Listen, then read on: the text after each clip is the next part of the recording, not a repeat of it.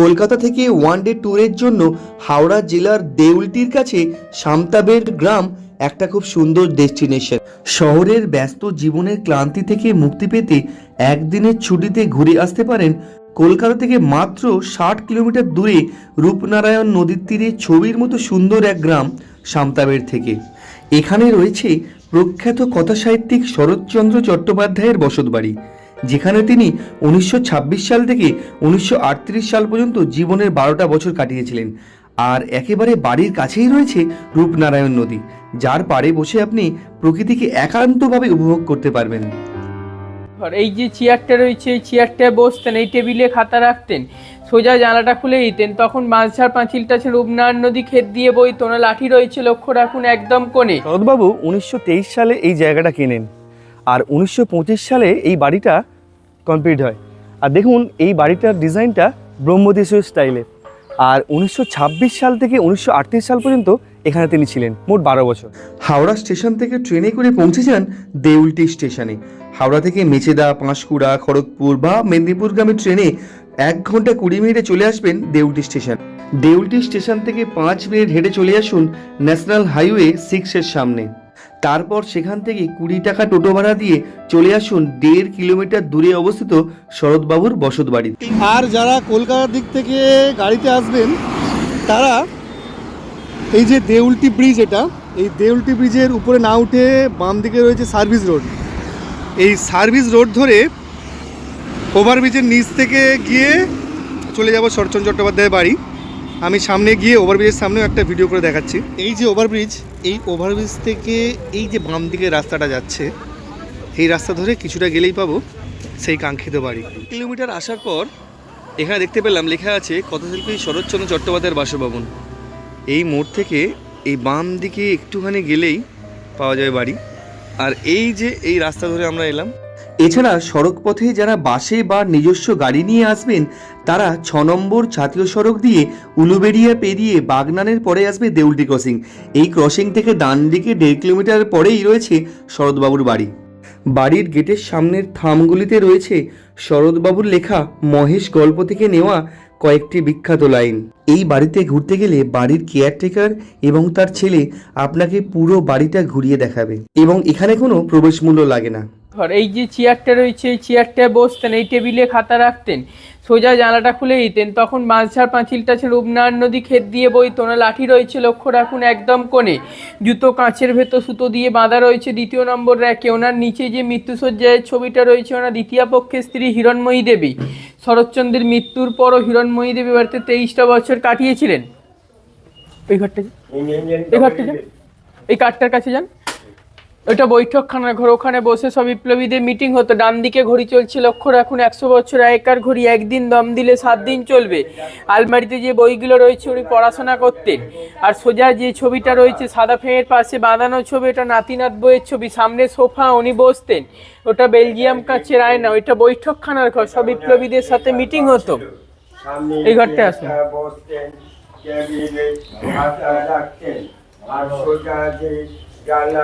এইটা চিকিৎসা ঘর, উনি বিনা পয়সায় গরিব দুঃখীদের হোমিওপ্যাথি চিকিৎসা করতেন। চরকা রয়েছে লক্ষ্য রাখুন, হাওড়া জেলা কংগ্রেসের প্রেসিডেন্ট ছিলেন, তখন জাতীয় কংগ্রেসের সিম্বলটি যে চরকা। ইজি চেয়ারটা রয়েছে, উনি বসে চিকিৎসা করতেন, গরিব দুঃখীদের বিনা পয়সায় হোমিওপ্যাথি চিকিৎসা করতেন। এই খাঁজাতে ময়ূর পুষতেন, এখন ময়ূর রাখা নিষেধ তাই ময়ূর রাখা হয় না। এই খাঁজাতে ময়ূর পুষতেন উনি। এখানে ঠাকুর রয়েছে, রাধাকৃষ্ণ ঠাকুর শ্বেতপাথরের মূর্তি, আলমারিতে ওষুধ রয়েছে লক্ষ্য রাখুন। রাধাকৃষ্ণ ঠাকুর শ্বেতপাথরের মূর্তি, চিত্তরঞ্জন দাস যখন দেশের উদ্দেশ্যে অ্যারেস্ট হয়ে গেছিল ওনাকে দিয়ে গেছিলেন, সেই ঠাকুরটা আজও নিত্য পুজো হয়, চিত্তরঞ্জন দাসের বাড়ির ঠাকুর। এদিকে আসুন।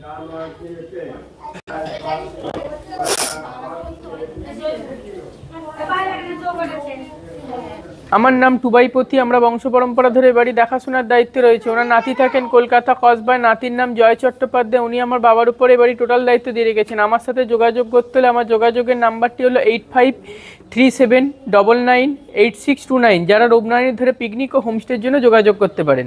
এটা ধানের গোলা, ধান থাকতো, আর টালির চালে ঘরটা হচ্ছে ঠাকুর ঘর। আর তখনকার দিনে বাথরুম বাড়ির বাইরে, এখানে রান্নাঘর ছিল দোতলা, 78-এ বনের রান্নাঘরটা পড়ে যেত, আবার রান্নাঘরটা তৈরি হয়নি এই ফাঁকা জায়গাতে, ওপরে বেডরুম রয়েছে।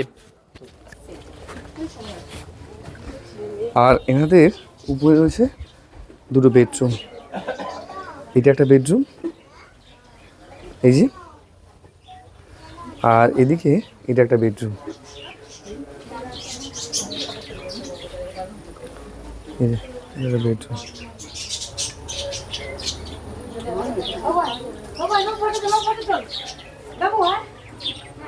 এই যে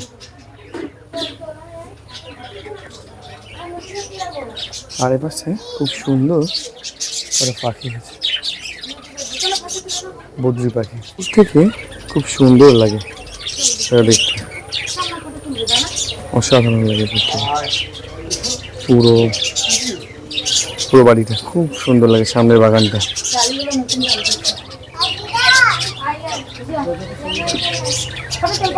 দোতলার বারান্দা থেকেই দূরে দেখতে পাওয়া যায় রূপনারায়ণ নদীকে।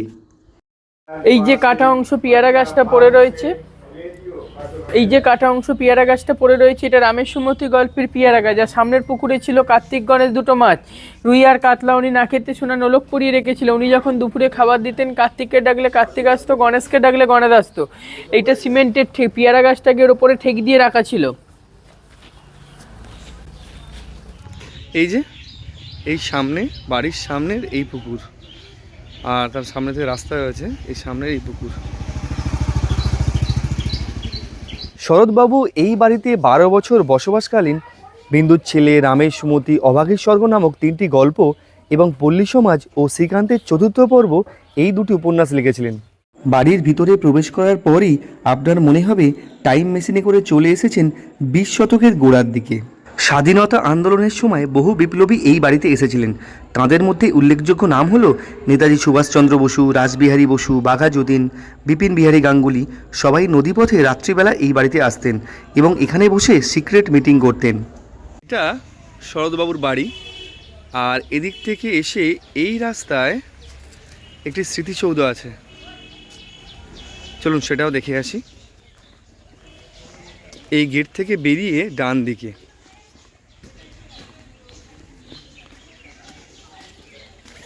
এখানে শরৎচন্দ্র চট্টোপাধ্যায় এবং শরৎবাবুর দ্বিতীয় স্ত্রী হিরণময়ী দেবী এবং শরৎবাবুর নিজের ভাই স্বামী বেদানন্দের সমাধি রয়েছে, যিনি বেলুড় মঠের সন্ন্যাসী ছিলেন।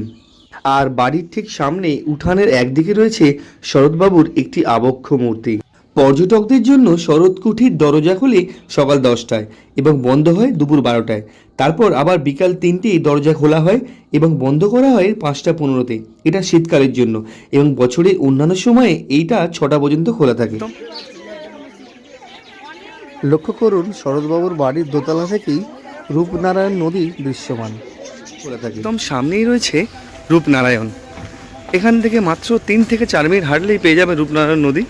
খাওয়ার হিসাবে ডাবের জল, আর সামনেই টোটো রাখার জায়গা আছে, আর এছাড়াও চা স্ন্যাক্সও পাওয়া যায়। শরৎবাবুর বাড়ির ঠিক সামনে এই ধরনের টেবিলে রাখা সুন্দর শোপিসগুলো বিক্রি হচ্ছে, যার দাম 120 থেকে 30 টাকার মতো। এখান থেকে এগুলো সংগ্রহ করতেই পারেন। আর এই যে শরৎবাবুর বাড়ি, আর এখানে কার পার্কিংও আছে, সরাসরি গাড়ি আপনার এখানে চলে আসবে। আর এদিক থেকে সামনে এগিয়েই রূপনারায়ণ নদী যেতে হয়। শরৎচন্দ্রের বাড়ি থেকে জাস্ট 2 মিনিট এসে বা 1 মিনিট এসে এখানে নতুন একটা গড়ে উঠেছে পিকনিক স্পট, যেটা আগের ভিডিওতে আমি দেখিয়েছি। দেখুন ভিতরে রয়েছে গাড়ি পার্কিং, আর অনেকটা বড় পার্কিং, এদিকেও পার্কিং রয়েছে, আর অনেকটা বড় জায়গা। এখানে ওই বসে পিকনিক করতে পারবেন, ওয়ান ডে পিকনিকের জন্য। আর এখন তো বিকেল হয়ে গেছে, আর এখানে অনেকেই পিকনিক করতে এসেছিলেন। এখানে ওই সেট করা আছে যেখানে বসে রান্না বান্না করতে পারবেন, সেই জায়গাটা একটু দেখিয়ে দিই। এই যে সুন্দর একটা সেট করা আছে যেখানে রান্না বান্না করতে পারবেন। দূরে প্যান্ডেলের কাপড় দিয়ে সেট করা আছে যেখানে, আর অনেক বসার জায়গাও আছে এখানে। লোকেদের সঙ্গে কথা বলে যেটা জানতে পারলাম, এটা গভর্নমেন্টই বানিয়ে দিয়েছে, প্রশাসন থেকে এটা বানিয়ে দেওয়া হয়েছে পিকনিক করার জায়গা, আর খুব বড় ফাঁকা জায়গা, আর সামনে একটা সুলভ শৌচালয়ও বানিয়ে দেওয়া হয়েছে। এই যে এতে যাওয়ার পথে, রূপনারায়ণ নদীর সামনে যাওয়ার পথে গ্রাম পঞ্চায়েত থেকে একটা সুলভ শৌচালয়ও বানিয়ে দেওয়া হয়েছে, মহিলা এবং পুরুষ বসার জায়গা আছে। নদীর পাড়ে যাওয়ার পথে এখানে একটি ছোট্ট চা এবং টিফিনের দোকান রয়েছে। শীতের দিনে মেলা বসেছে, প্রচুর দোকানপাট বসছে বাচ্চাদের জন্য, আর খাবার দোকান আছে, সাধারণ মুড়ি, স্ন্যাক্স, সার্ভ ফাস্টফুড সেন্টার আছে।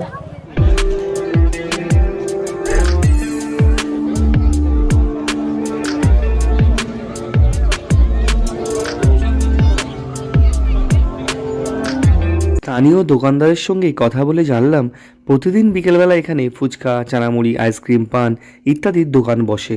সব মিলিয়ে শরৎবাবুর বাড়ির সাথে আর এই যে রূপনারায়ণের একটা ভিউ, এটা একটা উপরই পাওনা। খুব সুন্দর লাগবে এই জায়গাটা এসে। আরে এরকম অনেকগুলো বসার জায়গাও আছে, এদিকেও আছে আর ওপর দিকটাতেও আছে। নদীর পাড়ে এরকম খুব সুন্দর বসার জায়গা আছে, সেখানে বসে বসে নদীর সৌন্দর্য উপভোগ করতে পারবেন। বাড়ির ঠিক সামনেই প্রচুর টোটো রয়েছে। এখান থেকে ন্যাশনাল হাইওয়ে, যেটা এখান থেকে 3 কিলোমিটার, মানে খুব সহজেই গাড়ির যোগাযোগ ব্যবস্থা পেয়ে যাবেন। আর বাড়ির পিছন দিকটাও তো মেলা, আর ঠিক এটা দিয়ে সামনেই ওই নদীর ধারটা, এটা হেঁটে পৌঁছানো যাবে। এই উইকেন্ডের ছুটিতে একবার আসতেই পারেন শরৎবাবুর বাড়িতে এবং তার পার্শ্ববর্তী রূপনারায়ণ নদীতে। আর অন্যদিকে রয়েছে এই যে রূপনারায়ণ নদী, তার সৌন্দর্য। প্রায় সন্ধ্যে নামতে বসেছে, সূর্যকে আর দেখা যাচ্ছে না, তাই একটু মানে কুয়াশাও ভরে গেছে, তাই একটু ক্ল্যারিটি কম লাগছে। আর একটা ছোট্ট ইনফরমেশন দিয়ে রাখি, শরৎবাবুর বাড়ির কাছেই রয়েছে 350 বছরের পুরানো গোপালজিউ মন্দির, টেরাকোটার কাজ করা, কিন্তু সেটা এখান থেকে একটু যেতে হয়। আপনারা চাইলে সেখান থেকে ঘুরে আসতে পারেন। আর কলকাতা থেকে দেউলটি একদিনে গিয়ে ঘুরে আসা যায়। তবে এখানে রাত্রে থাকতে চাইলে রয়েছে অনেকগুলি রিসর্ট, যেমন নিরালা রিসর্ট, প্রান্তিক রিসর্ট ইত্যাদি। এই দুটি রিসর্টের ফোন নাম্বার আমি ডেসক্রিপশন বক্সে দিয়ে দিচ্ছি। ভিডিওটা ভালো লাগলে অবশ্যই একটা লাইক করে দেবেন এবং চ্যানেলে নতুন হলে চ্যানেলটা সাবস্ক্রাইব করে রাখবেন, কারণ এখন থেকে এই চ্যানেলে আমি পশ্চিমবঙ্গের সমস্ত ভ্রমণস্থান সহ গোটা ভারতবর্ষ ভ্রমণের ট্রাভেল গাইড ভিডিও আনবো, যেগুলো আপনাদের পক্ষে খুবই হেল্পফুল হবে। Thanks for watching, good bye, দেখা হচ্ছে নেক্সট ভিডিওতে।